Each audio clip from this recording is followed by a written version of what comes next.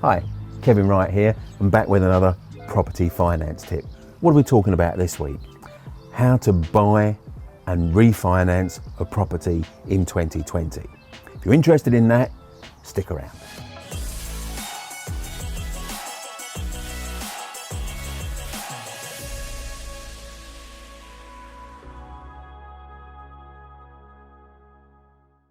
Okay, so you want to buy a property and of course you want to refinance it too, because I'm guessing that you've worked out that the key thing you need to be doing is to refinance your cash, because if you just leave cash in a property, it eats up your cash at a voracious level.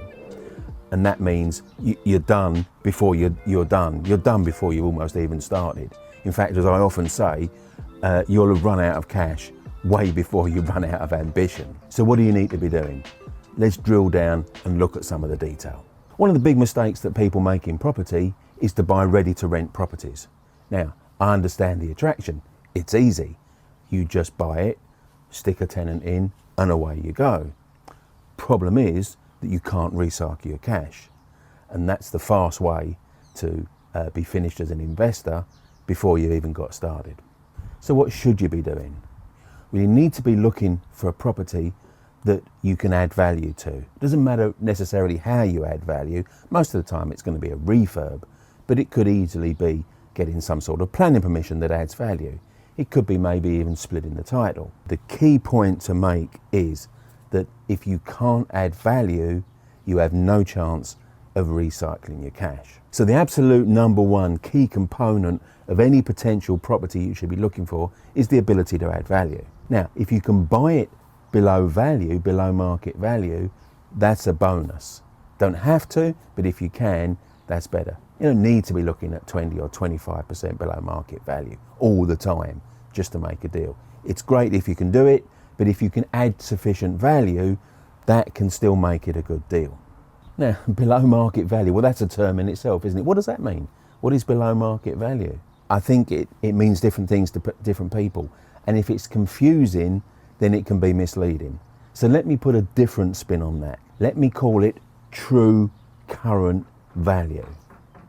Now, if you can buy below the true current value of a property, now you are getting a bargain. So it's not what the property might be worth in the future. You know, that's gross development value, to use one term, done up value, to use another. So that's important, but that's not related to the price you buy it at. The price you buy it at, true current value. If you can buy it below that, below asking price, is another thing to be looking at. So these are all the things you need to be focusing on. Once you've bought it, what do you do with it? Well, you implement your improvement strategy. So this is forcibly appreciating the value of your property over a condensed time period, usually weeks, possibly months, but certainly not years. Now, if you're starting out, you may want to do some of that yourself because you're looking to make your limited budget stretch further, and that's okay. But as you get more experience, you're going to find that eats your time uneconomically, and you're better off searching for new deals, striking up relationships with agents, and there's better things to do with your time than actually getting stuck into a refurb. So you've bought the property, you've refurbed it or done something else that's going to add value, and now it's time to get your cash back out by refinancing it. So now you need to apply to a mortgage lender. You can choose to wait 6 months after you've purchased it, because that's going to open up more mortgage lenders to you.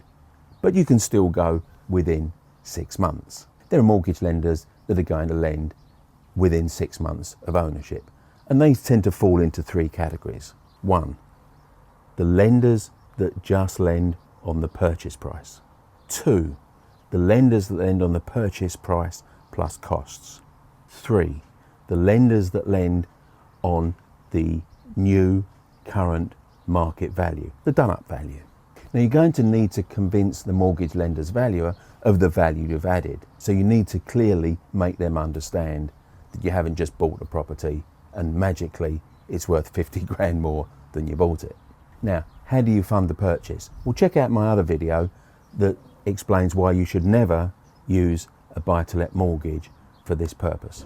So if you're going to do buy, refurb, refinance, if you're going to get a mortgage within months of buying the property at an uplifted value, you cannot use a mortgage. There's only two transparent ways to fund the purchase. One is cash. Now, that can be your cash. If you've got it, fantastic. Put your cash in there. If you haven't got it, maybe you can borrow it from someone else. So it can be someone else's cash. That's fine too. If cash doesn't work on either of those scores, then bridging finance is the other way to do it. Now, if you just leapt back in your seat at the mention of bridging finance, then join the rest of the population, because you're probably thinking, ooh, that's expensive.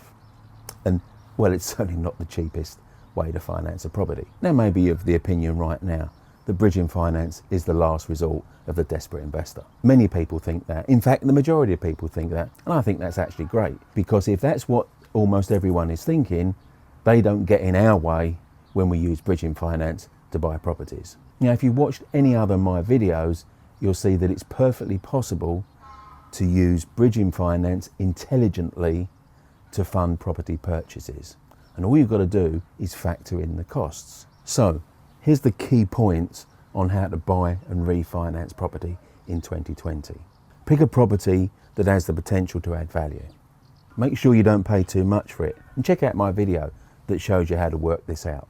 Get the value uplifted in the shortest reasonable time frame, then apply for a mortgage to either get your cash back out if you've paid cash, or to pay back the bridging lender if you've used bridging finance.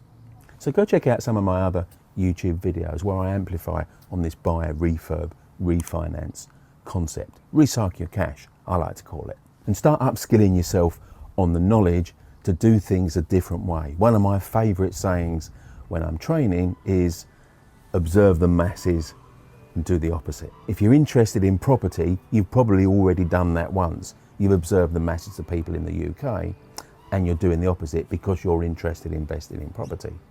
Once is not enough. You now need to observe the masses of property investors and do the opposite. So check out some of my other content where you can learn to be a cash buyer without a massive bank balance. Oh, if you haven't done it already, click like and leave a comment. Have you subscribed yet? If not, click that button too. Here it is. And if you've liked this video, hey, stick around, because here's another couple of suggestions that you might want to watch. Thanks for watching this video, and if you enjoyed it, come spend some more time with me. Come check out my property finance masterclass. There's a live version in hotels, and there's also an online version, so you can choose to travel or to just do it in your own home. Click the link here, go check it out.